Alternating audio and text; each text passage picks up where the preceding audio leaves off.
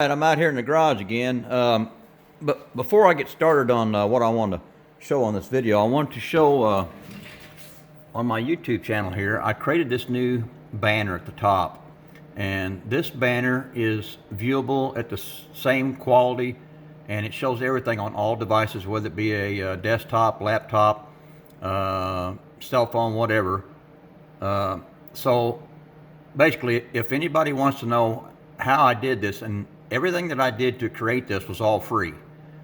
So if anybody wants to know how I created this and what software I used, I can create a video on that. So if anybody's interested, just leave me a comment and we'll get to it. All right, this is on the 55 Chevy Cameo. This morning I got the engine glued in, letting everything dry, but I got to the point where I wanted to get that glass in, and there's been so many comments and so many videos and pictures that I've seen about the front and rear glass on this 55. It's just way too small and doesn't fit. I have not seen that problem just yet. Now, I tried installing this glass from the inside like most kits do, and it just didn't seem to want to fit.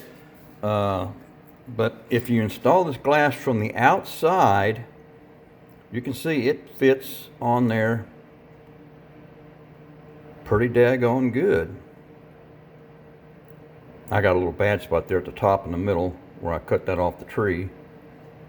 But that glass looks like it fits really well. And then the back, you can see that fits pretty daggone good. I mean, I hope this is showing up okay. It looks pretty good. Now, I do have an issue with the back. If you look at the glass at the bottom, you can see some little nubs right there. I don't think those were intended to be cut off. I think they're maybe to be used to give you a gluing point, maybe. I'm not sure. But I just wanted to make this video to show that my glass, I mean, I don't know, it's fitting on there pretty daggone good.